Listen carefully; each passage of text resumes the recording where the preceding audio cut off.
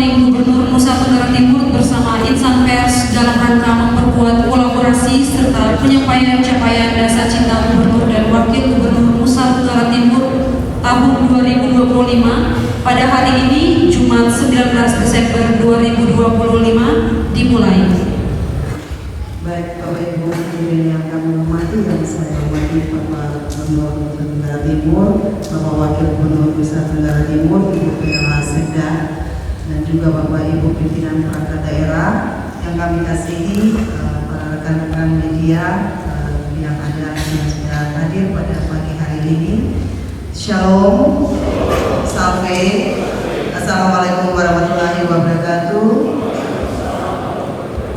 Om Swastiastu, Namo Buddhaya, salam kebajikan, Salve, Shalom, salam sehat, salam bahagia, salam kedamaian buat kita semua. Baik, mohon izin Bapak Gubernur, Bapak Wakil Gubernur, Ibu Sekda, kami diperintah oleh Pak Gub untuk memoderasi kegiatan ini. Mohon izin pada pagi hari ini Bapak Ibu kita semua dihadirkan ke tempat ini untuk kita sama-sama mendengarkan seluruh rangkaian program kegiatan dari Bapak Gubernur, Bapak Melki Joni selama dari pelantikan beliau sampai dengan Desember ini. Seluruh rangkaian kegiatan akan disampaikan oleh Bapak Gubernur. Setelah itu kita akan diskusi atau tanya jawab. Mohon izin memang waktu yang akan disiapkan dalam waktu pemaparan. Mohon izin Bapak Gub, kami berikan waktu mungkin 15 menit untuk Bapak Gubernur. Setelah itu kita masuk dalam sesi tanya jawab. Mohon izin Bapak Ibu, karena setelah ini juga Bapak Gubernur akan ada kegiatan di Millennium, sehingga kita dalam waktu diskusi itu mohon izin untuk semua secara padat untuk memberikan pertanyaan-pertanyaan atau respon-respon yang sudah disampaikan. Mohon untuk waktu kami berikan kepada Bapak Gubernur. Semoga kurang lebih sedikit. Selamat pagi buat kita semua. Salam, salve, assalamualaikum warahmatullahi wabarakatuh. Om Swastiastu, Namo Buddhaya, salam sehat, salam kebajikan bagi kita semua. Pemerintah pusat ada di Nusa Tenggara Timur dan tentunya dasar citanya dari Melki Joni. Sementara di rincian kegiatan selama 2025 yang itu banyak sekali, saya pikir bisa ada ribuan kegiatan kalau gabung semua OPD. Nanti itu masing-masing OPD saya sudah minta untuk merilis kegiatannya masing-masing selama setahun ini. Jadi masing-masing OPD itu punya kegiatan sendiri-sendiri, baik yang itu bersifat internal untuk pemerintahan maupun juga untuk masyarakat luas. Dan kalau dijumlahkan untuk program kegiatan masing-masing OPD, organisasi pemerintah daerah ini, itu ada ribuan kegiatan. Nah, nanti detailnya masing-masing OPD bisa menjelaskan kegiatannya sendiri-sendiri. Tapi kami, saya dan Pak Wagub akan fokus untuk 10 program atau dasar cita Melki Joni yang menjadi komitmen kami yang sudah kami sampaikan semasa kampanye dulu, yang kami coba kerjakan di periode pertama ini. Di tahun pertama ini, tahun 2025. Yang pertama langsung kepada One Village, dari ladang dan laut ke pasar efisien, modern, dan aman. Ini komitmen kami untuk memastikan bahwa apa yang menjadi potensi ada di NTT itu bisa masuk di pasar dengan baik, dengan kualitas yang oke, harga terjamin, dan juga tentu bisa bersaing dengan berbagai produk yang ada di pasar. Untuk itu kami sudah membuat yang namanya program One Village One Product, kemudian One Community One Product, One School One Product, yang intinya adalah potensi-potensi dari tingkat desa kelurahan, potensi yang ada di tingkat sekolah, yang ada di tingkat komunitas, itu kita buat dalam skema macam-macam, terutama UMKM dan IKM, disiapkan dengan baik, kemudian itu akan dijual ke pasar. Nah, itu bagian pertama sudah dilakukan, dan per hari ini OVO itu kira-kira ada 44 produk unggulan, dan kemudian ada 190 UMKM yang juga sudah didorong, dan ini akan terus bertambah ke depan seiring dengan pergerakan yang kita lakukan. Dan sampai saat ini, sampai dengan kemarin itu saya cek itu sudah ada 10 NTT Mart. Yang mana Pak Sony ini? Pak Sony ada? Atau mewakili? Ada 10 NTT Mart yang sudah berdiri di seluruh NTT. Dan di malam terakhir itu di Rotendao ya. Pertama Rotendao itu sudah 11 nih. 1, 2, 3, 4, 9 sudah. Sudah ada 9 NTT Mart yang berdiri.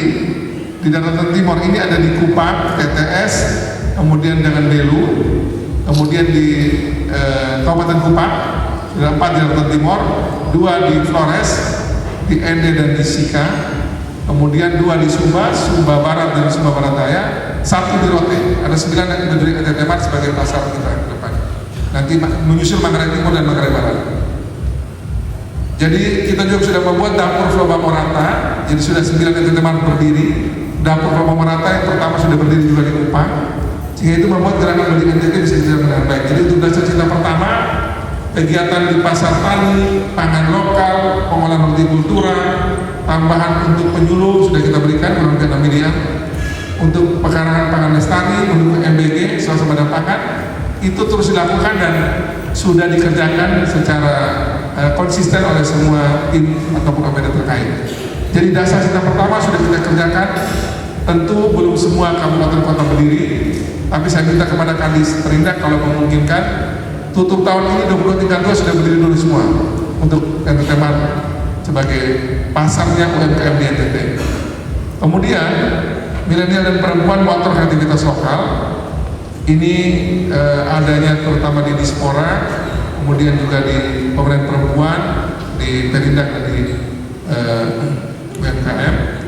Di sini memang sudah ada beberapa kali juga pelatihan untuk anak-anak muda dan perempuan, baik itu di Youth Campaign, kemudian juga pelatihan inkubator bisnis, pelatihan generasi muda dan perempuan yang itu dikerjakan di Kota Kupang dan di berbagai kota-kota lain dalam rangka menggerakkan agar anak-anak muda dan perempuan betul-betul menjadi penggerak ekonomi di NTT, terutama ekonomi kreatif dan pariwisata. Sudah dilakukan oleh berbagai OPD kami, ada di laporan ini yang bisa dilihat. Prinsipnya adalah untuk dasar cita kedua untuk perempuan dan anak muda, pelatihan-pelatihan yang mempersiapkan mereka menjadi penggerak ekonomi lokal sudah dan terus dikerjakan dari waktu ke waktu. Kemudian dasar cita ketiga, wisata NTT penggerak ekonomi lokal. Kami pikir sudah cukup banyak kegiatan yang dibuat oleh Pemda Provinsi bersama Pemda tingkat 2 dan juga tentu sama tingkat desa dan berbagai pihak yang sudah kita kerjakan. Paling tidak yang terbesar adalah Torde NTT. Torde NTT itu melibatkan 80 pembalap dari 16 tim 13 negara dan ditonton oleh hampir kira-kira 25 juta orang sepanjang acara. Dengan kami juga minta pemakluman karena ini baru pertama kali dibuat, tentu dengan berbagai persiapan yang belum begitu optimal. Tapi paling tidak program Tour NTT ini hampir semua pihak yang ketemu kami, tentu juga dari Pak Wagub dan kita semua, memberikan apresiasi dan kita ke depan kita buat lebih baik lagi. Dan secara khusus juga saya di forum ini juga meminta maaf pada teman-teman wartawan karena saya dengar banyak yang tidak diajak karena memang kami kemarin persiapan teknisnya terlalu fokus ke sana, akhirnya media lokal kita tidak terlalu banyak yang diajak karena kami minta waktu itu dari Pak Yanis dan teman-teman, kami tidak sempat cek lagi yang terlibat di media lokal. Kemudian ada Kupang Exotic Festival, ini lomba lari yang sudah sering dibuat. Kemudian Makanan NTT Bagaya. Nah ini rangkaian peringatan Natal. Kalau dilihat ada pohon Natal yang sepanjang kota ini, itu orang kadang masih lihat bahwa ini dibuat oleh Pemkot. Sebenarnya enggak, ini dibuat oleh Pemkot. Itu Pak Wagub kasih tahu saya, kita rapat kemudian diputuskan. Saya kira ini bagus sekali. Dan ini menjadi rutin kita akan tahunan menjadi agenda pariwisata NTT. Nanti bukan cuma di Kota Kupang, nanti kita akan coba buat juga nanti se-NTT juga, biar ada kemeriahan seluruh NTT pada saat Natal. Pohon-pohon Natal ada di mana-mana menjadi bagian dari kita menyiapkan Natal. Kemudian juga festival anti-fest mana-mana dan juga pada tahun kemarin. Intinya adalah wisata NTT di seluruh Nusa Tenggara Timur itu kita dorong menjadi bagian dari penggerak ekonomi lokal. Dan sampai saat ini juga kita masih melihat ada pameran pembangunan, saat ini kita bisa lihat itu juga bagian dari kita ingin mendorong agar seluruh potensi kita bisa kita sampaikan dengan baik. Dasar kita keempat, sejahtera bersama, jaminan kesehatan dan kesejahteraan bersama. Sampai saat ini pemerintah Provinsi NTT terus menyiapkan anggaran untuk membantu keluarga-keluarga atau keluarga NTT yang tidak mampu untuk ikut dalam program jaminan kesehatan nasional. Jadi uang yang biasa dari pajak rokok itu pasti kita alokasikan semaksimal mungkin untuk bantu warga-warga tidak mampu. Datanya bisa kami tahu dari Dukcapil, dari Pak Joko teman-teman, kita cross-check ke lapangan, kemudian kita bantu berbagi dengan kabupaten kota yang untuk JKN yang dibantu kabupaten kota juga yang dari pusat. Kemudian juga kemarin kita sudah luncurkan bagian dari komitmen kami ini membantu 100.000 orang pekerja bukan penerima upah yang rentan dan itu mesti dibantu. Jadi kemarin pakai dana provinsi juga kita bantu 100.000 orang untuk bisa dibantu dalam program ini. Untuk 2 jaminan. Kalau tadi kesehatan itu berarti untuk seluruh jenis kesehatan yang bisa dilakukan. Kalau khusus bagi pekerja, karena itu buat yang sudah bekerja, akan menjangkau untuk jaminan kecelakaan kerja dan jaminan kematian. Jadi yang 100.000 orang yang dibayar oleh pemerintah provinsi ini, kalau dia celaka akan diurus sampai sembuh. Kalau dia meninggal keluarga dapat 42 juta. Dan kalau dia ikut sudah 3 tahun, dia meninggal itu kalau dia punya anak masih kecil-kecil itu masih sekolah, itu akan mendapatkan beasiswa sampai dengan lulus S1 oleh program ini. Jadi kami bantu 100.000 dan kami juga mengajak sekarang untuk tingkat 37 juga ikut ini program yang kita bisa jangkau seluruh tenaga kerja NTT. Jadi di dasar tempat juga kami pastikan sudah berjalan dan terus berjalan di waktu-waktu ke depan. Yang kelima, posyandu tangguh masyarakat sehat dan bebas stunting. Sejak awal pemerintahan Joni, kami sudah membuat pelatihan untuk kira-kira 10.000 tenaga posyandu se-NTT. Itu dengan anggaran APBD 1 dan juga anggaran dari 1000 Days. Ada kelompok LSM membantu kami melatih seluruh tenaga posyandu se-NTT dengan 25 kapasitas dasar untuk bisa menangani stunting. Dan ini bersama dengan tim dari semua kelompok, banyak sekali pribadi stunting, TNI Polri, kemudian NGO, kampus dan yang lain. Kita pastikan bahwa seluruh posyandu se-NTT on untuk urusan penanganan stunting, juga penanganan kesehatan lainnya, dan terus dalam waktu kita pastikan bahwa penanganan stunting terus menurun. Memang masih ada beberapa daerah yang harus menjadi atensi khusus seperti Timur Tengah Selatan. Itu dengan berbagai kekuatan kita terus membantu. Misalnya kayak nanti di Natal Nasional kita fokuskan untuk penanganan stunting hanya dan khusus untuk Timur Tengah Selatan. Jadi ini data-data juga ada di sini. Intinya bahwa untuk yang bagian posyandu tangguh terus dikerjakan dan kita pastikan bahwa tenaga-tenaga di bawah juga terus disiapkan kemampuannya. Kemudian yang keenam, sekolah vokasi unggulan berbasis potensi daerah. Tahun depan, karena tahun ini kami tidak bisa lagi merubah anggaran. Tahun depan ini kita siapkan ada 10 ya. Tahun depan ini kita siapkan 10 sekolah vokasi berbasis asrama. Jadi ada 10 sekolah vokasi berbasis asrama. Nantinya itu sekolah-sekolah vokasi ini itu anak-anak nanti boleh sekolah di situ dan kita di asrama. Sehingga nanti mereka punya pola itu dari mereka sekolah rakyat. Tapi ini anak-anak asrama dan kemudian mereka akan mengolah potensi daerah yang ada di sekitar situ. Kita tidak membuat sekolah baru kecuali asramanya. Tapi sekolah-sekolah yang ada itu yang sekarang kita efektifkan. Mungkin nanti memakai program refitnya di pemerintah pusat juga kan sudah tidak bisa bangun udah oke. Tapi kita bangun cuma asrama doang. Nanti di situ nanti anak-anak dari berbagai latar belakang. Kenapa kita bikin di kampung biar nanti sekolah vokasi ini biar menjadi juga pusat pertumbuhan baru. Karena nanti ada banyak aktivitas di sana.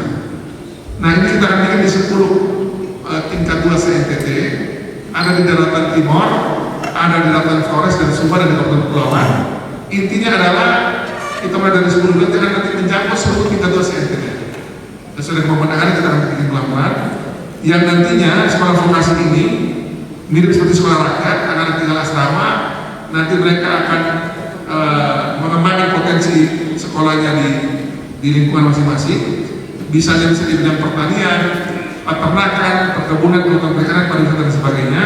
Sehingga nanti dari berbagai potensi ini mereka bisa membuat dan membuktikan bahwa anak-anak NTT itu kalau mereka bersekolah dengan baik, mereka tidak perlu harus selalu dibiayai oleh orang tua. Karena kami belajar betul pengalaman di TTU, ada namanya Santo Pius itu. Anak-anak yang sekolah di situ mereka punya pendidikan itu, dia bayar sendiri uang sekolah dan bayar sendiri uang asrama dan bisa disimpan lagi untuk kuliah. Nah, pola yang sama mau kita bikin nanti di 10 sekolah vokasi berbasis potensi daerah. Misalnya di Rote itu kita akan bangun itu khusus garam, karena itu akan ada garam di sana. Nanti kita akan bikin sekolah vokasi garam di Rote dan sebagainya. Kalau dia potensinya di Flores itu energi baru terbarukan, kita bikin sekolah vokasi EBT misalnya. Di Sumba mungkin peternakan dan sebagainya. Nanti mungkin kayak di Malang kita mau bikin sekolah pertanian. Pokoknya sesuai potensi daerah kita bikin di situ. Kemudian dasar cita ke-7, jalan air listrik Rumah Layak Kuning. Untuk jalan, memang harus kami akui kami karena tidak memakai pinjaman, maksudnya kita tidak meminjam dari pihak lain. Kita betul-betul menggunakan anggaran yang ada, mensiasati anggaran yang ada, plus optimalkan dari anggaran pusat. Kami kejar betul mana Pak Beni. Ada Pak Beni nanti. Nah, berdiri. Nah, mulai Pak Beni nanti sebagai Kadis PUPR, kita kejar betul untuk semua anggaran pusat buat bantu jalan di NTT, kita kejar untuk bisa masuk di berbagai skema. Juga anggaran provinsi itu kami tambah kemarin dari hasil kami konsolidasi anggaran untuk memastikan bahwa jalan-jalan provinsi yang prioritas bisa kita bangun. Harus kami akui memang banyak juga belum dibangun atau belum direnovasi karena kondisi anggaran. Tapi kami pastikan bahwa sejauh anggaran kami tersedia dan alat kami ada, biasanya untuk pemeliharaan awal biasanya kita akan lakukan. Jadi bagi yang belum terbantu, kita lagi terus cari cara skema untuk bisa bantu untuk perbaikan jalan-jalan provinsi. Untuk air juga sama, sumur-sumur bor, bendungan diaktifkan untuk dia punya pipa ataupun aliran air yang bisa ke peternakan, ke pertanian dan ke rumah terus dilakukan. Kemudian juga sumur bor terus dibuat se-NTT berdasarkan kebutuhan yang diinginkan. Demikian pula listrik, kami juga melalui Pak Bali, melalui PLN terus membantu penyambungan listrik, terutama di daerah-daerah yang elektrifikasi masih rendah, SBD misalnya atau Sabu. Itu kami dorong untuk juga dibantu oleh PLN atau Kementerian SDM untuk dibantu listriknya oleh pemerintah pusat, juga oleh anggaran provinsi yang kami bisa lakukan untuk membantu pemasangan listrik gratis di rumah-rumah masyarakat yang membutuhkan. Nah, Rumah Layak Kuning tahun ini kita punya berapa Pak Beni yang sudah dibangun? Yang kita bangun berapa? 25 ya. Ya, ini masih terbatas karena memang kita tunggu data dari daerah. Tapi kami memakai program seperti yang punya dari PUPR dulu. Ada bantuan untuk renovasi rumah untuk membuatnya lebih layak hidup. Saya pernah ikut program ini waktu zaman DPR dan saya kira bagus sekali. Kita coba dengan skema 20 juta per rumah, renovasi rumah. Karena instrumen kemiskinan itu ada kira-kira 6 atau 7 parameter ada di rumah oleh Bappenas. Nah, kalau kita intervensi di rumah, misalnya rumahnya itu kita buat ventilasinya baik, kita buat dia punya lantai tanahnya itu mungkin kita bikin dengan katakanlah sementisasi misalnya. Kemudian dengan juga berbagai intervensi yang kita bisa bikin di rumah, kurang lebih 20 juta per rumah itu akan kita berikan untuk membantu rumah di tahun ini. Tapi tahun depan kita pakai skema itu adalah karena kalau kita bantu 20 juta untuk bangun se-NTT berat sekali, kami pakai skema itu tahun depan itu 20 juta itu dibagi. Jadi 5 juta provinsi, 5 juta dari kabupaten kota, 10 juta pakai dana desa. Saya sudah telepon Menteri Desa, telepon Wamen Desa dan juga Sekjen di Menteri Desa. Mereka sedang membuatkan juknis yang bisa masuk ke dana desa. Mestinya sudah ada. Kemudian kabupaten kota juga sama bupati wali kota sudah kita minta juga. Sehingga dengan 20 juta itu kami bisa jangkau kurang lebih kalau 10 desa, 10 rumah per desa, kita mau jangkau itu 31.570 di 3 desa dan lebih dari 300 sekian kelurahan itu kita bantu dengan pola yang sama. Sehingga ada 34.000 sampai 35.000 rumah yang bisa dibantu dengan skema ini. Di luar kami bisa lewat pola CSK. Karena rumah-rumah di NTT ini rata-rata tidak kayak gini juga cukup banyak yang kita mengintervensi program ini. Nah, ini bagian juga kami memastikan bahwa dasar cita kelima juga nanti jalan di tahun ini maupun tahun depan dan seterusnya. Dasar cita kelima 8 pendapatan daerah naik, pelayanan publik dan kesejahteraan akan terjamin. Bapak Ibu sekalian, teman-teman media yang saya hormati, kami memang saat ini belum bisa leluasa mengembangkan pola pendapatan daerah dengan situasi yang ada di tahun-tahun 2025 ini. Saya belum tahu nanti ujungnya berapa kita bisa dapat di tahun ini, tapi tahun depan kita target 2,8 T. Dengan target 2,8 T ini, kami memacu seluruh ASN dan bersama dengan teman-teman dan sahabat-sahabat di DPRD, kita ingin pastikan bahwa seluruh kebocoran pendapatan pasti daerah ataupun potensi yang belum kita ambil pada itu terbuka lebar akan kita kejar di tahun 2026 nanti. Sehingga kita target 1,4 T jadi 2,8 T. Caranya kami sudah detailkan, itu Pak Wagub seringkali memanggil kepala OPD untuk mengkonkretkan detail rencananya. Baik itu dari kendaraan bermotor, baik itu dari sewa aset, macam-macam lah. Pokoknya kita mau kejar sampai 2,8 T. Dan kalau ini naik, dipastikan pelayanan publik mestinya juga akan lebih bagus lagi dengan uang yang kita bisa dapatkan kemarin. Karena hanya melalui PAD saja, itu daerah bisa menggunakan sesuai kepentingan dan juga kebutuhannya. Karena sekurangan uang dari pusat itu semua sudah ada judulnya. Dia kasih turun uang dari pusat itu judulnya harus ini, harus ini. Dan hampir tidak ada ruang kita untuk berkreasi di uang pusat. Jadi uang pusat yang turun ke daerah itu datang dengan agenda yang sudah pusat tentukan di dunia model ini. Di luar itu dia gunakan masih akan seperti dari Jakarta. Bisa di kayak kemarin Menteri Purbaya yang kita bikin untuk kepala desa. Nah, yang bisa kita lakukan untuk kepentingan kita adalah dengan cara peningkatan PAD. Jadi kita akan memperluas potensi pendapatan di berbagai sumber yang selama ini kita belum ambil, mengurangi kebocoran dan juga terus melakukan inovasi-inovasi di berbagai yang kita bisa lakukan. Dan ini nanti banyak yang kita sudah lakukan. Termasuk diantaranya kita akan menggerakin OVO dan tema dan sebagainya itu bagian dari membuka ruang permainan agar kita bisa berkembang. Yang berikut, pelayanan publik, reformasi birokrasi atau pemerintahan. Saya pikir sampai dengan hari ini kami terus melakukan proses reformasi birokrasi. Berbagai terus dilakukan, membuat pemerintah lebih terbuka. Antara lain, saya dan Pak Wagub membuat namanya meja rakyat, Berti Joni melayani rakyat. Itu fisiknya ada di kantor gubernur, kemudian secara virtual bisa dilaporkan melalui nomor tertentu. Sudah disampaikan. Masa berapa? Ada Pak Edi kan sih? Mana Pak Edi? Berapa? 08 berapa? 11? Nomor telepon kita bukan dua. Berapa? Nah, nanti itu disampaikan gitu. Nah, itu nanti bisa melalui virtual. Dan sekarang ini kami coba buat birokrasi yang terbuka. Kemarin misalnya Bapak Beni, karena di makanan yang besar itu dia membuka untuk seluruh proses di PU itu dari awal sudah terbuka, melibatkan aparat hukum biar dia bisa lebih jelas dan lebih terang. Nah, nanti ke depan juga yang sama akan dilakukan agar seluruh proses kita di berbagai bidang, di berbagai OPD, mau di kelautan perikanan, pendidikan, semuanya terbuka. Kalau ada komplain-komplain silakan diberikan kepada saya atau Pak Wagub atau Bu Sekda, kita pasti akan respon dengan cepat di berbagai bidang tadi. Itu terkait dengan reformasi birokrasi. Kemudian yang berikut membangun NTT digital, akses merata komunikasi lancar.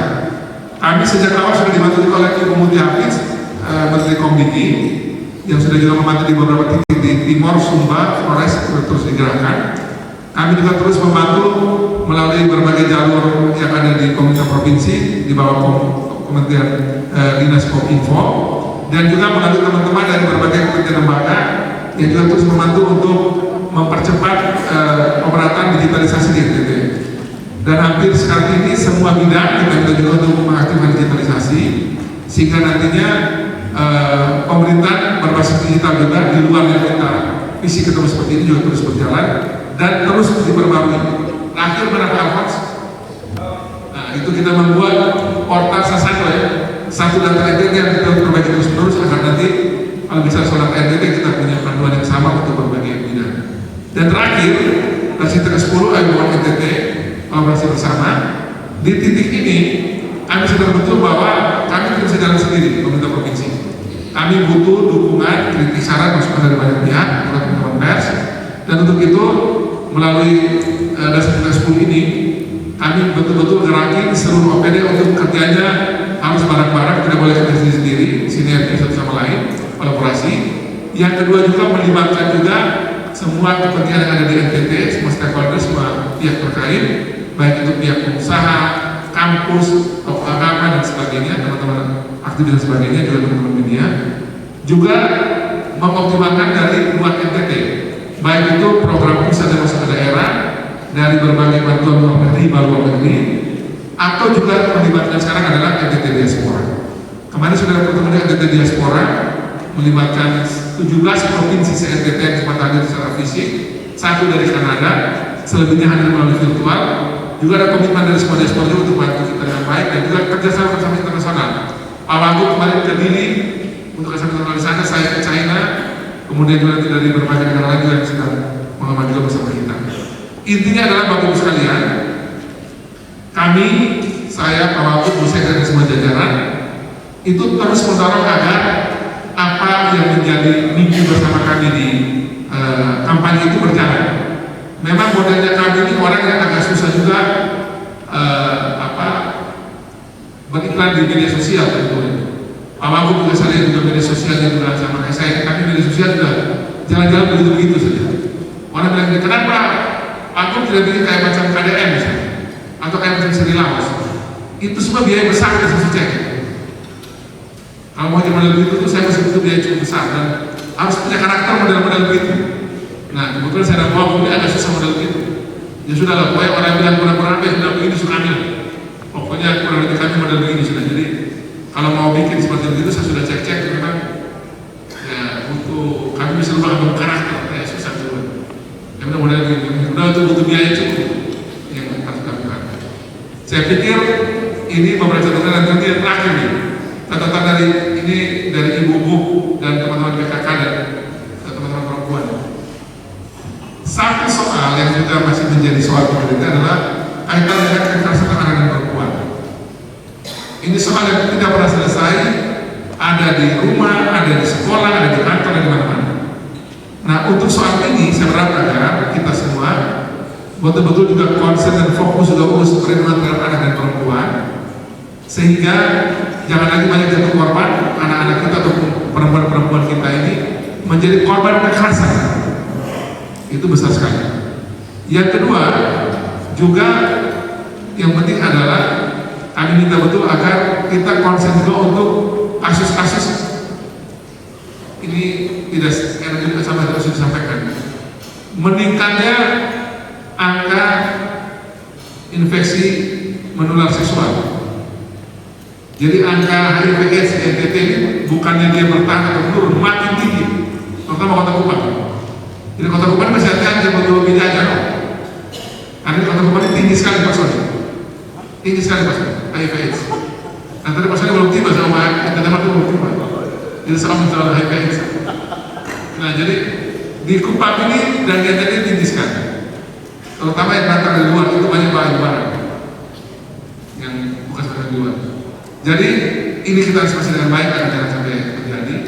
Dan yang ketiga terakhir sebelum saya kembalikan ke Ibu Pris adalah kita ini lagi merubah format ekonomi NTT Bapak Ibu sekalian, teman-teman pers.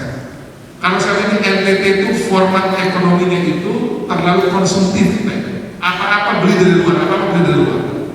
Sekarang ini kami mengajak kita semua masyarakat NTT ini, dari mana saya selalu sampaikan, kita ubah dari konsumtif menjadi lebih produktif.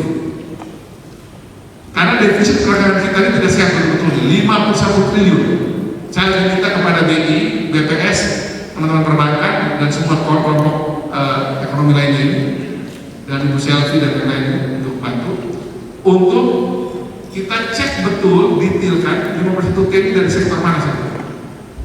Karena 51 T ini adalah angka yang sangat-sangat tidak sehat bagi defisit perdagangan. Saya ulangi lagi di tempat ini, kalau sudah sering. Pinang saja kita beli 1 triliun rupiah setahun. Tanam pinang susah apa? Kalau sudah kita bangun mana mau? Kepala dinas pertanian. Kalau kamu cari bikin pinang yang bagus, kita tanam. Tanam pinang. Tanam pinang kita pernah 1 triliun dari terus. Dan belum nanti yang lain. Jadi saya pernah kita menuju ke sana agar sekarang ini orang kita mesti lebih banyak kita produksi. Produksi apa sih? Produksi itu bisa kita tanam minyak tadi lebih banyak lagi. Tanam ini, beternak ini, kemudian di laut bikin ini segala macam. Kemudian yang sudah kita hasilkan itu dibuat dan hilirisasinya setengah jadi atau menjadi. Sehingga dengan pola yang kita ubah ini, kita di nomor 1 T ini kita ambil masuk lagi ke NPT, jangan dibawa keluar. Kita tekan dari 51 ke 49, 47, 45. Nah, yang kita tekan ini uangnya pasti putar di sini. Kami sudah sepakat kemarin misalnya, dan sudah saya minta agar khusus untuk ASN NPT, ya, dan Bupati Wali Kota semua setuju itu, kita dorong. Agar nanti mengalokasikan anggaran 100.000 minimal per bulan untuk golongan paling rendah untuk belajar NPT Mart, agar UMKM punya produk yang dijual itu pasti laku. Apa saja?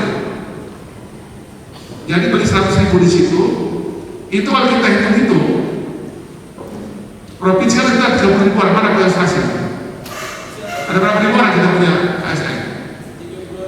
32.000 ya? Nah 32.000 orang itu kalau pakai 100.000 minimal saja, satu bulan itu ada berapa? Ada berapa miliar? Gitu kan? Berapa? 32 miliar ya? Itu baru provinsi punya. PMDTK sudah 11 miliar. Total se-NTT kalau kita ASN semua belanja 100.000 saja, itu sudah ada ratusan miliar orang akan belanja produk UMKM di NTT Mart. Ini yang sampai kita tidak pernah bikin. Kita belajar itu orang punya produk dari luar, kemudian kita punya produk tidak pernah kita kasih tempat terhormat dan tidak kita beli luar. Besok kita akan bikin surat edaran untuk semuanya wajib beli dan kita cek. Yang namanya Pak Benny Meno ini, bosnya Menteri Keuangan dan Pemda Provinsi ini, belanja berapa sebulan di NTT Mart? Jadi minimal yang paling rendah itu golongannya 100.000. Di eselon 4 naik dia 200.000. Eselon 3 dia naik dia 300.000. Eselon 2 naik 500.000. Nah, lanjut. Biar kita katakan ekonomi rakyat di bawah. Dan demikian ekonomi itu Pak. Karena itu kan barang yang kita untuk anak-anak sendiri. Ratusan miliar setiap bulan. Nah, dengan itu UMKM tumbuh dan cari saja teman-teman media juga kita main UMKM semua, tinggal pilih produknya, bisa jadi produknya, kemudian kita masukkan ke tempat dan wajib dibeli. Kan sama itu kita beli di sebelah toko kios di Mampang kan sama itu. Saya pikir sudah cukup. Mana? Oh ya, agar pemerintah pusat di NTT sebelum itu terbaik publiknya. Itu ada MBG sudah jalan, sudah hampir 200 tahun yang sudah jalan. Koperasi Desa Merah Putih juga sudah semuanya sudah jalan, tinggal diaktifkan. Cek kesehatan gratis sudah jalan. Swasembada energi on proses ya, dalam berbagai perusahaan yang kita kerjakan sekarang. Sekolah rakyat sudah jadi satu yang lagi sebentar harus dibangun. Sekolah Garuda lagi dibangun di Timur Tengah Selatan. Swasembada pangan baik itu beras dan juga jagung terus dikerjakan dan bergerak bagus. Tahun ini kita surplus dibanding tahun lalu cukup bagus, masuk sebagian ke Bulog. Dan terakhir sentra garam yang di Rote juga lagi dikerjakan. Jadi program pusat ini ada 8 ini sudah jalan ya. MBG jalan, operasi garam itu jalan, cek satu jalan, swasembada energi jalan, swasembada pangan jalan, sentra garam di Rote jalan, semua Garuda di TK sudah lagi dibangun dan olahraga juga sudah dibangun. Intinya kami amankan semua program pusat yang ada di NTT, semuanya jalan walaupun juga tentu belum optimal seperti yang kita harapkan. Itu saja yang kami sampaikan. Tuhan berkati kita semua. Selamat pagi. Salam, salve, wassalamualaikum warahmatullahi wabarakatuh. Om Santi Santi Santi Om. Namo Buddhaya. Salam sejahtera itu saya kembalikan ke Ibu Polisi.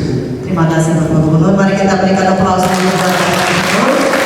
Program kegiatan yang dari Bapak Gubernur dari bulan Februari sampai dengan Desember ini sudah ada yang mendarat dan juga ada beberapa yang masih dalam perjalanan. Tentunya dalam 8 bulan ini belum tentu semua kegiatan sudah harus 100% terlaksana. Mungkin kami juga berikan kesempatan mungkin Bapak Wagub bisa. Baik, terima kasih. Saya hormati Bapak Gubernur, Ibu DLH, para pimpinan OPD sekalian, rekan-rekan wartawan serta seluruh hadirin yang saya hormati dan saya muliakan. Saya cuma tambah sedikit saja. Yang pertama ini adalah masalah PAD. PAD target kita ke depan itu memang kenaikan sampai 100%. Nah, dari PAD ini memang yang paling banyak mereka kontribusi buat PAD adalah pajak kendaraan bermotor. Pajak kendaraan bermotor ini pun belum maksimal, belum sampai 50% wajib pajak yang membayar pajak kendaraan bermotor. Nah, karena itu tentu kita harapkan rekan-rekan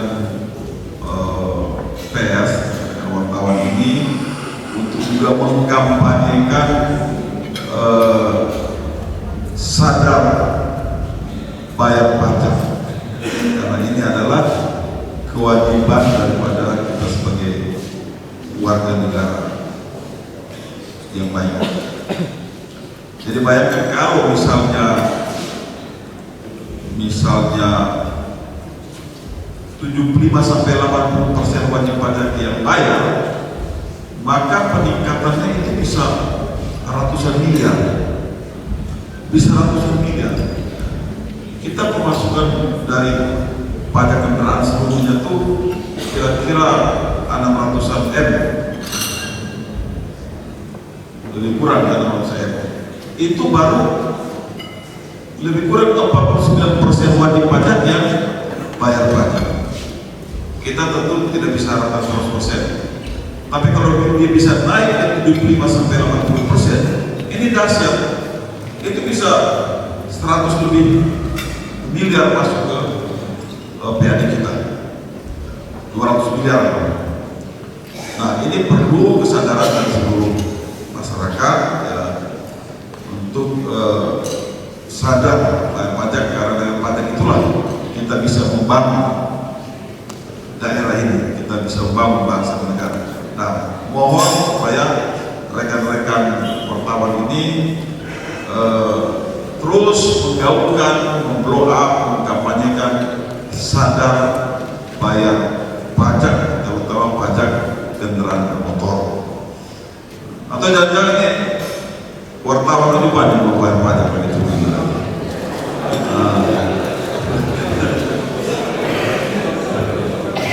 Itu yang pertama. Ya, yang kedua, yang tadi Pak Bu bilang itu, kita konsumsi pinang itu 1 triliun, coba bayangkan.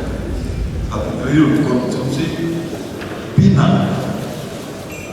Nah, salah satu rasa cita kita itu adalah masyarakat sehat dan bebas stunting, ya, masyarakat sehat dan bebas stunting. Ini juga perlu dikampanyekan oleh rekan-rekan wartawan dengan rekan-rekan sendiri, untuk bagaimana masyarakat ini bisa mengatur keuangannya, mengatur konsumsi sirih pinang, rokok dan miras yang cukup besar. Setiap kali saya turun ke masyarakat, kita dialog, ya, kita omong-omong, dan saya selalu tanya berapa setiap hari keluar uang untuk sirih pinang, rokok, ya, dan miras. Rata-rata satu hari 50.000 sampai 100.000, 50.000 sampai 100.000 satu keluarga. Nah, kalau 50.000 100.000 itu, ya kita juga tidak mungkin bilang jangan konsumsi itu sama sekali, tapi dikurangi lah, dikurangi 60%. Jadi kalau yang 60.000 dia konsumsi pinang sama rokok itu 25.000 saja. 25.000 dibelanjakan untuk makanan bergizi anak. Kalau dia punya anak 3, setiap hari telur 1 orang 1, itu baru 10.000. Ya, 10.000 untuk anak-anaknya makan telur. Nah, ini kan berpengaruh terhadap kesehatan, berpengaruh terhadap pertumbuhan, perkembangan fisik maupun otak anak. Nah, ini yang perlu juga media ikut berpartisipasi dalam mengkampanyekan hidup sehat, manajemen keuangan yang baik, mengatur tata kelola keuangan yang baik, sehingga tidak buang-buang percuma. Buang-buang percuma padahal kita punya anak ini butuh makan yang bergizi. Minimal setiap hari makan telur 1 butir, semua keluarga di NTT ini mampu. Mungkin ya 75-80% keluarga di NTT mampu untuk bisa beli telur, ikan atau daging untuk anak-anaknya makan. Nah, dengan begitu maka tentu anak ini akan mendapatkan asupan gizi yang baik, bahkan sejak ibu hamil mendapatkan asupan gizi yang baik, bertumbuh dengan sehat, kuat dan cerdas, dan akan menjadi anak-anak Indonesia yang unggul 10, 20, 30 tahun ke depan. Ya. Cina membangun SDM-nya sejak tahun 70-an dan sekarang baru mereka menikmati bagaimana keunggulan manusia di Cina, bagaimana kemajuan teknologi, bagaimana kemajuan ekonomi, kemajuan militer, kemajuan pendidikan. Sekarang banyak universitas Cina yang sudah masuk ke 20 besar atau 30 besar ranking top universitas dunia. Itu melalui satu program yang betul-betul terencana, ya, dan jauh hari sebelumnya. Nah, kita pun, ya Bapak Presiden begitu atensi dan antusias dalam membangun SDM unggul. Kita lihat pada program MBG mengeluarkan anggaran yang begitu besar. Tujuannya apa? Supaya anak-anak itu menjadi manusia unggul 10, 20, 30 tahun mendatang. Sekolah rakyat, sekolah Garuda, beasiswa LPDP, tahun depan itu informasi ditingkatkan menjadi 30.000 anak akan dikuliahkan ke luar negeri atau disiapkan dana LPDP. Ini mirip apa yang dilakukan oleh Cina dan Jepang, ya, puluhan tahun yang lalu. Nah, kita mengharapkan itu. Karena itu kita di NTT pun juga harus penjabatkan itu di dalam menyiapkan anak-anak kita, dan salah satu adalah memberikan makanan bergizi gratis, bukan makanan bergizi melalui penataan pengelolaan keuangan keluarga untuk pertumbuhan anak yang sehat, anak yang kuat, anak yang cerdas, ya, dengan mengurangi konsumsi yang tadi saya bilang, siripina, rokok, ya, kemudian miras, ya. Karena mengkonsumsi itu pun bukan cuma secara fisik yang mengganggu, juga lingkungan juga kotor, ya. Lingkungan kotor. Kita lihat di rumah-rumah di kampung itu, kalau kita jalan itu tanahnya merah semua. Karena makan sirip itu kan sumber udah sana, sumber udah situ. Rokok, istri hamil merokok, istri hirup asap rokok, pengaruh berjalan, anak kecil hirup asap rokok, berpengaruh terhadap pertumbuhan dan sebagainya. Jadi dua hal itu yang saya sampaikan, dan mohon rekan-rekan wartawan juga ikut membantu untuk menyebarkan informasi ini kepada masyarakat, sehingga kita bisa menyiapkan generasi muda kita yang unggul, yang hebat di masa depan. Terima kasih. Terima kasih Bapak Wagub. Baik Bapak Ibu sekalian, kita masuk dalam sesi diskusi. Kita batasi waktu. Ini kita sudah jam 8.42, jam 9.15 Bapak kemudian Bapak Wagub sudah harus meninggalkan tempat ini. Maka kita berikan waktu untuk diskusi ini. Kita buka hanya satu sesi, dan orang penanya. Silakan Bapak Ibu sekalian menyebutkan nama, media mana, dan juga singkat, padat, jelas. Kami persilakan teman-teman dari panitia silakan memberikan mic-nya. Baik, ini sudah ada 4 orang, 5, nah pas ya, 6 orang. Silakan mulai maju ke depan satu, mulai dari. Baik, terima kasih.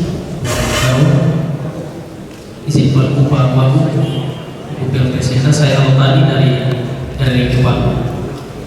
Yang pertama Pak, terkait dengan pola penanganan bencana, mungkin sedikit gambaran terkait dengan musim hujan, mungkin pola yang sudah disiapkan oleh pemerintah daerah seperti apa. Kita berkaca dari beberapa daerah yang baru saja terjadi. Yang kedua Pak, terkait dengan sekolah Garuda di TTS, saya beberapa kali, sudah 3 kali Pak ke sana. Mungkin sedikit gambaran dari Dinas Pendidikan, progresnya sampai saat ini seperti apa sekolah Garuda di Kabupaten Timur Tengah Selatan. Yang kedua, yang ketiga terkait dengan pengadaan pupuk. Nah ini distribusinya ke para petani kita sampai sekarang mungkin seperti apa gambarannya. Yang keempat terkait dengan penyebaran HIV/AIDS. Memang Pak Gub, ini sebuah persoalan sosial yang memang terjadi di Nusa Tenggara Timur, khususnya di Kota Kupang. Kemarin saya dengan salah satu LSM coba berdiskusi, mereka menyampaikan bahwa salah satu persoalan utama penyebaran HIV/AIDS di Kota Kupang itu, khususnya di Kota Kupang yang penyebarannya cukup tinggi, itu adalah lokalisasi Pak. Ketika lokalisasi itu ditutup, itu penyebarannya itu dia kemana-mana dan itu tidak dikontrol Pak. Kalau mereka terlokalisir, itu memudahkan yang pertama itu pemeriksaan kesehatan para pekerja seks komersil Pak. Yang berikutnya, mereka tidak dipantau bagaimana penggunaan alat ini pelindung diri seperti kondom dan ini yang membuat tingkat penyebarannya itu dia akan semakin tinggi, sehingga aplikasi hijau menurut mereka itu akan semakin terjawab dan itu susah untuk dibentuk Pak. Nah ini mungkin dipertimbangkan, bukan kita melegalkan, tetapi apa solusinya? Karena penyebaran di tingkat remaja menurut laporan dari KPID Kota Kupang itu sudah sangat tinggi Pak. Mungkin itu harapan kami. Terima kasih. Dan yang terakhir Pak Gub, terkait dengan yang dasar cita yang ke-10, terima kasih atas nama Kepala RI Kupang. Kami sudah menyampaikan kemitraan yang sudah dibangun. Terima kasih untuk para kepala dinas yang selalu dihubungi untuk dialog di RI, selalu hadir. Terima kasih terutama Bapak Dr. Alfonsi narasumber kami yang selalu standby, mau di mana kapan saja, baik di Spora maupun Baperida, selalu siap. Terima kasih untuk persamaan dan kemitraan ini. Semoga tidak sungkan-sungkan untuk selalu diundang dialog di RI. Mohon hadir. Terima kasih. Selamat pagi. Terima kasih Pak Bos.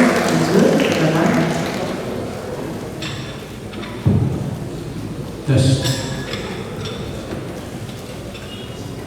Baik, selamat pagi Bapak Gubernur dan Pak Agung. Rekan-rekan saya Buhang dari Tribun News. Ada 2 pertanyaan terkait dengan program Pak Agung. Yang pertama, tadi ada singgung soal sekolah vokasi. Ini adalah program yang baik atau program yang baru dijalankan oleh pemerintah. Pertanyaan saya, tadi ada 10 program yang sesuai potensi daerah. Bagaimana ketika nanti ada yang sekolah disiapkan oleh pemerintah ini, nanti lapangan pekerjaan seperti apa yang disiapkan setelah mereka mengikuti vokasi sesuai potensi daerah, nanti bagaimana menyiapkan lapangan pekerjaan yang sekolahnya tersebut. Yang berikut Pak Gub, IDT ini adres masih tertinggi untuk berdasarkan Pusdaktin Kementerian bahwa IDT urutan 9. Kalau berdasarkan Pusdaktin Kementerian 150.000 ATS IMT yang verifikasi belum valid. Kalau berdasarkan data BPS 102.000 ATS anak tidak sekolah. Tertinggi di Kabupaten TTS, urutan kedua adalah Kabupaten Suku Barat Daya, dan ketiga adalah Kabupaten Tuban. Bagaimana pemerintah daerah untuk mendorong pemerintah kabupaten kota dalam hal dinas pendidikan sehingga data ini menurun. Itu yang berikut. Saya kira itu saja dulu. Nanti teman-teman yang lain. Terima kasih. Suara perempuan dulu sedikit. Biar ada suara perempuan di dulu. Silakan. Baik, terima kasih. Saya Linda Dulu, saya dari Harian Timur Express. Yang pertama, saya memberikan apresiasi kepada Bapak Gubernur dan Bapak Wakil Gubernur selama masa kepemimpinan 10 bulan sudah melaksanakan beberapa kegiatan yang bermanfaat bagi NTT. Saya cuma sedikit saja tadi dari dasar kita yang ke-7 soal infrastruktur. Ini mungkin sedikit mungkin agak teknis, tapi biar Bapak Gubernur juga ini mungkin Bapak Kadis bisa menyampaikan kepada kami media progres dari infrastruktur tahun 2025 itu seperti apa. Karena awalnya itu kami teman-teman media sudah diundang untuk disampaikan ada beberapa kegiatan infrastruktur yang telah dikerjakan pada tahun 2025. Tetapi sudah sampai hingga akhir tahun, kami teman-teman media belum tahu progresnya seperti apa. Minimal biarlah masyarakat juga tahu progres infrastruktur di NTT khususnya jalan provinsi itu sudah sejauh mana. Terima kasih. Terima kasih. Saya Pak Jen dari Indonesia. Saya ada 2 pertanyaan untuk Pak Gubernur. Pertama, jadi Pak Gubernur, bagaimana memastikan bahwa sebuah program pemerintah mulai dari UMKM, pariwisata, sampai ke tempat seperti itu, saya terhubung, jadi sehingga ada dapat masyarakat terutama khususnya di desa. Jadi ada program, tapi kemarin program itu sudah dikasih sehingga ada dampaknya untuk masyarakat. Yang kedua itu soal EPG. Jadi bagus ini angka EPG itu dari 3 kali itu besar sekali. Nah, jadi apa langkah dari pemerintah provinsi agar manfaat program ini bisa dirasakan oleh masyarakat sampai desa. Jadi kita tidak hanya berhenti di tingkat distribusi gizinya saja, tetapi manfaat ekonominya jadi bisa dirasakan sampai masyarakat di sampai desa. Misalnya saya tanya di SPG itu kan mereka misalnya minumnya minum daging ayam. Saat semua SPG membeli daging ayam di pasar, ayamnya habis, maka solusinya harus pakai ayam ibu. Dan ketika ada ayam itu ya cukup. Nah begitu Pak. Dan pertanyaan saya sederhana saja Pak Gubernur. Dari tadi ini saya dengar bahwa program ini bagus semua, sangat-sangat bagus. Tapi kita lihat hasil yang ada saat ini. NTT ini tahun 2025 ini 68 perkara tindak pidana korupsi, dan itu terbanyak melibatkan ASN, baik itu KPA maupun BPK. Cara pemerintah khususnya kepala daerah untuk memanage ini seperti apa? Kemarin itu retret, apakah retret ini bisa mampu memerangi kasus tindak pidana korupsi di NTT atau menambah? Ini pertanyaannya seperti itu. Yang kedua, infrastruktur di NTT terhambat karena adanya tindak pidana korupsi pendidikan, kesehatan, dan lain-lain. Soal pekerjaan jalan, proyek jalan hampir seluruh NTT itu dinampingi oleh tim PPS dan Kejaksaan Tinggi. Mungkin Pak Kadis belum tahu. Tapi hasilnya apa? Dulu TKP NTT didampingi, hasilnya bukan korupsi.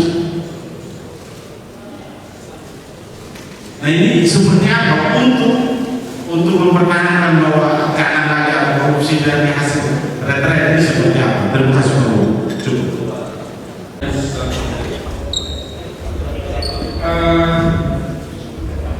Tadi Pak Gubernur salah satu materi yang dipaparkan tadi soal birokrasi, layanan birokrasi. Nah, teman-teman saya selama ini saya belum melihat peran yang sesungguhnya dari Dinas Kominfo. Nah, tema saya Dinas Kominfo inilah yang harus mengkampanyekan seperti perkataan Pak Wagub tadi soal program-program yang dilakukan oleh Menteri Doni. Tapi faktanya kita tahu apa yang mereka lakukan. Yang kedua, saya kembali dan saya ingat-ingat ketika September Oktober 2024 kita pernah diskusi di kantor Golkar terkait dengan program-program yang sekarang sedang berjalan ini. Kalau saya teringat dan saya Pak Wagub maupun Pak saat itu Pak Menteri maupun Pak Doni berharap media-media atau wartawan-wartawan yang ada itu mengawal program-program kerja yang dilaksanakan di masing-masing UPD. Nah, sejauh ini juga belum ada yang dilakukan. Yang baru kemarin itu sudah seminggu yang dilakukan, tapi itu sedang jalan. Kita tidak tahu progres perkembangan seperti apa penanganan jalan di jalan sosial provinsi yang ada di PTT ini. Yang baru kemarin saya lihat di jalan timur beberapa, tapi diikuti oleh pihak kejaksaan turun ternyata ada masalah seperti di RPAU atau yang wilayah masih. Sekian dan terima kasih. Baik, terima kasih. Memberikan kesempatan kepada Bapak Gubernur untuk bisa. Baik, terima kasih. Memang ini lebih baik sambil kita bisa terlalu formal ini sambil kita makan pagi kita ngobrol ya. Pertama terkait dengan manfaat ini dulu, manfaat MBG ini penting. Saya kira MBG ini dampaknya besar. Dari segi ekonomi terbukti dia mengungkit pertumbuhan ekonomi di NTT. Dari segi isi mengungkit isi di NTT. Dari segi membuat anak-anak rajin di sekolah, laporan dari banyak sekolah itu membuat anak-anak sekarang rajin di sekolah. Laporan dari orang tua sekarang merasa orang tua juga sekarang mengurangi beban biaya dan beban mereka kerja lebih fokus sekarang. Orang tua pagi sudah bisa lebih fokus masa pekerjaan untuk yang biasanya siap-siap makan pagi. Jadi manfaatnya besar ya MBG. Adapun kurang lebihnya nanti kita benahi pelan-pelan. Soal menyangkut bencana ini kami sudah ada apel siaga dengan semua Forkopimda dan teman-teman 13 NTT. Sudah rapat 2 kali untuk antisipasi bencana dan tim kebencanaan sudah di-on-kan sekarang. Baik dari unsur Pemda, BPBD, BPBD, TNI Polri juga sudah on-kan dari tim bencana. Demikian pula Basarnas, kemudian Pramuka, Tagana, semuanya lah sudah di-on-kan. Jadi prinsipnya untuk soal bencana ini kami sekarang per hari itu bisa saling komunikasi untuk persiapan bencana. Tadi malam hujan jam 2 pagi saja itu sudah dikomunikasikan juga tuh. Panjang nggak? Karena pagi sudah cerah lagi aman. Mudah-mudahan semua sudah ada. Yang berikut yang juga penting yang perlu saya respon adalah soal menyangkut urusan hukum. Saya pikir begini, pemerintah pemerintah pasti semuanya kepingin kerja baik, tidak ada korupsi. Tapi kalau memang ada indikasi korupsi orang per orang, ya itu tanggung jawab masing-masing orang. Ya, dan menurut saya tidak ada masalah. Proses hukum itu kan berjalan berdasarkan temuan dan juga berdasarkan alat bukti. Jadi apabila ada yang menemukan alat bukti, silakan. Nanti masing-masing bisa menyampaikan pada aparat hukum. Dan kami sekali lagi tidak pernah menahan. Apabila ada proses hukum, silakan dibuktikan secara hukum. Dan internal kami sendiri sebenarnya kami itu melakukan pencegahan dan berbagai cara. Inspektorat bekerja terus untuk mencegah internalnya. Saya meminta untuk seluruh OPD tanpa kecuali memiliki satu orang perangkat pengawas internal, yaitu terhubung dengan inspektorat untuk mulai mengecek dari penganggaran, implementasi, monitoring sampai ke pekerjaan itu dicek. Itu internal inspektoratnya itu semua OPD punya satu inspektorat. Saya latih depan KPK, ya. Dan menurut Pak Yohanes Tanda, Wakil Ketua KPK, termasuk provinsi yang paling membuat pengawasan internal terbaik itu NTT. Ini bukan satu saya nih, kata dari Wakil Ketua KPK Pak Yohanes Tanda, mantan pimpinan Kejaksaan Tinggi di Jakarta. Kemudian juga selain dengan inspektorat, kami juga melibatkan DPKP. Temuan DPKP hari ini saya tiba, sore langsung kami rapat. Semua laporan DPKP langsung kita uji di lapangan, langsung kita bikin perbaikan. Demikian pula BPK, termasuk juga dari polisi dan juga dari kejaksaan. Jadi kami prinsipnya lebih baik mencegah daripada mengobati.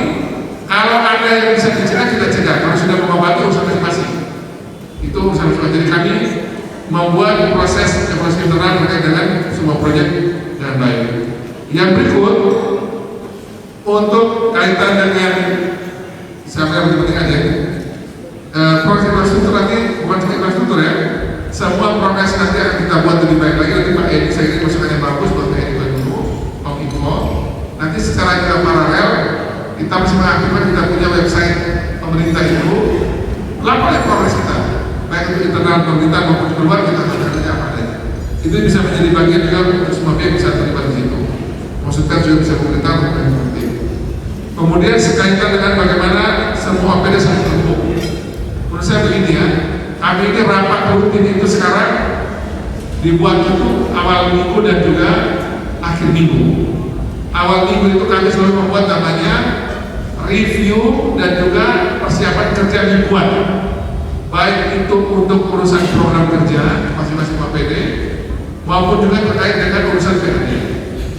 Jadi kami membuat itu mingguan agar semua itu bisa saling membackup satu sama lain. Untuk beberapa program itu dia bersifatnya kita bikin semacam tim kecil. MBG itu kita bikin satgas, kita bikin tim juga yang lain. PON itu bikin tim. Kemudian juga yang lain kita bikin tim agar kita bisa efektif untuk mencapai kegiatan yang baik.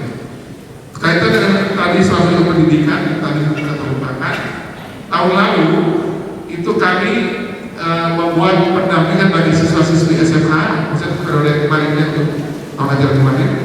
Itu yang lolos memang cukup banyak yang masuk di sekolah-sekolah kedinasan TNI Polri, sekolah-sekolah kedinasan lain maupun juga kampus-kampus negeri maupun swasta terbaik di dalam maupun luar negeri kita sudah coba dorong. Tahun depan 2026 ini kita juga akan siapkan juga untuk anak-anak SMA lebih awal dipersiapkan untuk masuk sekolah-sekolah kedinasan yang jumlah itu banyak sekali, yang mereka pergi sekolah gratis, lulus pasti kerja memang. Nah kita lagi dorong ke arah sana untuk bisa lebih banyak lagi pendampingannya untuk bisa lolos. Juga bisa masuk di sekolah-sekolah bermutu yang bagus di dalam dan luar negeri, di mana juga sekarang anak-anak ASN yang dari luar negeri itu kita kumpulkan juga untuk bantuan anak-anak yang mau sekolah ke sana dengan baik. Dan terakhir, ya tentu kami tentu memberikan ruang untuk kita tetap kritik ya. Jadi selalu kami kalau yang kurang lebihnya bisa dikritik, dikasih masukan, dan saya pikir walaupun kalau mungkin di 1-2 kali saya akan terlambat memberikan respon, tapi rasanya semua teman-teman media punya WA ke saya, itu pasti saya jawab. Jadi tidak ada satupun teman-teman media yang WA ke saya itu tidak saya jawab, atau minimal saya forward ke dinas terkait untuk sekolah. Itu tadi pasti saya respon.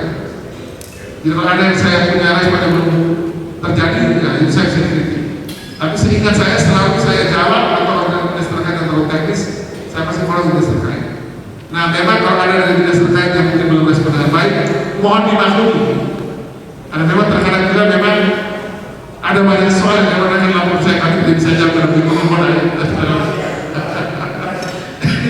Nah soal imputasi itu sama ya punya konversi itu. Nah jadi apa namanya intinya kami mau diberikan masukan juga untuk kami semua, karena kami juga ingin menjawab publik melalui teman-teman media yang baik. Terima kasih rekan-rekan wartawan atas pertanyaan-pertanyaannya dalam dialog ini. Saya hanya akan menjawab beberapa saja. Yang pertama masalah penyebaran HIV/AIDS di Kepangyarian atau NTT pada umumnya. Jadi saya tahu Ibu Kadis Kesehatan yang sudah kita diskusikan dari bulan lalu, dan Ibu Kadis ini sudah mempunyai satu program atau strategi pencegahan penyebaran HIV/AIDS ini.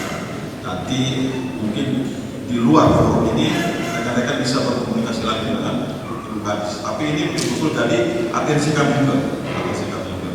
Dan juga sekali lagi peran rekan-rekan media ini untuk selalu menyebarkan informasi tentang angka-angka stunting, kemudian juga bahaya daripada angka-angka HIV/AIDS, kemudian bahaya dari HIV/AIDS ini, agar masyarakat itu betul-betul menyadari bahwa ini kondisinya sudah darurat, ya, sehingga masyarakat supaya bisa mengendalikan diri, supaya bisa tahu bagaimana seks yang sehat, ya. Seks itu kalau di negara-negara barat itu suatu pendidikan yang positif, bukan sesuatu yang haram, ya. Tapi kita harus memberikan pendidikan yang sehat, informasi yang sehat kepada masyarakat agar tidak hidup dalam seks bebas yang membahayakan kesehatan diri dan kesehatan keluarga. Kami banyak juga informasi data yang masuk, istri-istri, ibu-ibu hamil ini juga ternyata mereka terjangkit juga oleh HIV. Karena itu sekali lagi mohon rekan-rekan media juga punya tanggung jawab sosial untuk ikut menyebarkan informasi tentang bahaya daripada HIV/AIDS dan tingkat penyebaran yang sudah sangat tinggi, sehingga masyarakat juga harus ikut mencegahnya. Pertama, yang kedua mengenai sekolah vokasi, ya, sekolah vokasi bagaimana dengan lapangan pekerjaan. Di lapangan pekerjaan itu tidak harus selalu diciptakan oleh pemerintah, tetapi lapangan pekerjaan itu justru kalau di negara-negara maju lebih banyak dibuka atau dibuat oleh kalangan swasta. Nah, anak-anak yang sudah mendapatkan pendidikan yang bagus, tentu dia diharapkan, apalagi pendidikan vokasi, dia diharapkan bisa membuka lapangan pekerjaan bagi diri dan orang lain. Ya, inilah salah satu tujuan dari pendidikan vokasi ini. Anak-anak begitu lulus mereka bisa langsung mandiri, tidak mengharapkan bekerja di sektor formal yang tentu juga sangat terbatas slotnya. Nah, ini untuk pendidikan vokasi, ya. Jadi kita justru mengharapkan dengan pendidikan vokasi anak-anak akan bisa lebih mandiri, ya, menciptakan pekerjaan untuk orang lain. Itulah salah satu tujuan dari pendidikan. Jadi tidak berharap harus selalu kerja di pemerintah. Kemudian masalah MBG, bagaimana kebutuhan MBG itu terpenuhi agar tidak terjadi rebutan antara dapur dan masyarakat.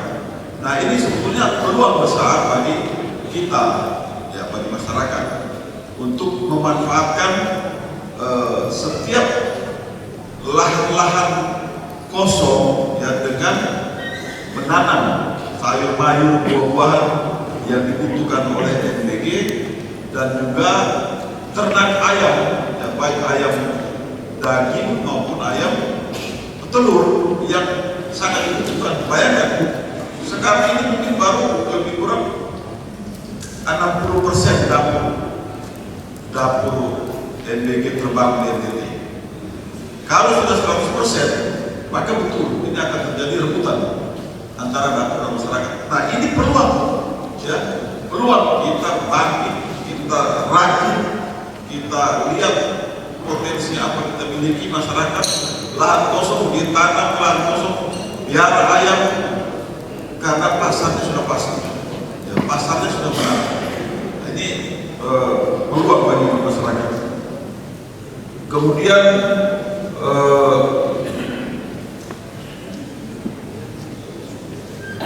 masalah pembentukan tim yang bisa memantau program-program, ya ini pemantauan ini dilakukan secara berlapis, baik mulai dari tingkat kepala bidang, ya, kemudian pimpinan OPD, inspektorat, ya, sampai kepada gubang, ya. Kita selalu melaksanakan seperti disampaikan oleh Pak Gub, selalu melaksanakan rapat review atau evaluasi setiap minggu itu untuk mengecek dan menyampaikan penekanan-penekanan kepada para OPD tentang program-program yang telah dilaksanakan. Nah, kalau berhubungan dengan korupsi, ya, ini inspektorat selalu terlebih dahulu mengadakan pemeriksaan, ya, terhadap potensi-potensi atau dugaan-dugaan terjadinya korupsi, kemudian mengambil tindakan-tindakan yang diperlukan. Kalau itu memang harus dibawa ke ranah hukum, maka tentu kita akan bawa ke ranah hukum. Kemudian yang terakhir, untuk peran Kominfo, ya, peran Kominfo begini, memang Kominfo itu juga punya keterbatasan baik dalam SDM maupun dalam sarana-prasarana kantor, ya. Rekan-rekan kalau lihat ke gedung Kominfo itu udah burung tuh. Itu gedung Kominfo itu penerangan dulu kan? Nah, saya pernah buka situ kalau saya tidak tahu. Itu udah burung. Satu ruangan itu bisa, satu ruangan 4 kali 4 bisa 3-4 orang yang berkantor di sini. Nah, mungkin ini yang membuat peran dari Kominfo itu belum maksimal, tapi saya rasa dengan adanya pertemuan ini masukan yang baik bagi Kominfo untuk mencari terobosan bagaimana supaya komunikasi dengan rekan-rekan media ini lebih intensif. Kemudian saya sama Pak Agus sendiri memang sudah memikirkan bagaimana kita membangun gedung Kominfo yang bagus, yang modern, yang bisa dimanfaatkan untuk segala macam kebutuhan digitalisasi, ya, sehingga nanti komunikasi dengan rekan-rekan wartawan itu akan lebih baik lagi. Nah, ini yang sedang saya dan Pak Bu rencanakan untuk ke depan. Kominfo ini akan berperan lebih baik lagi. Mungkin ini tambahan dari saya. Terima kasih. Buat semua kepala OPD tanpa kecuali, kalau media tanya itu jawab, ya. Dan kalau kita tidak bisa jawab atau itu bukan kewenangan yang dimaksud, bisa kasih tahu saya ataupun Pak Wahyu ataupun Ibu saya. Begitu ya, silakan ya. Terima kasih. Baik, terima kasih. Kami dulu. Wassalamualaikum warahmatullahi wabarakatuh. Om Santi Santi Santi Om. Namo Buddhaya. Salam kebajikan. Salam sehat buat kita semua. Shalom. Sampai selamat pagi buat kita semua. Terima kasih. Pemerintah Provinsi NTT bersama dengan teman-teman jurnalis NTT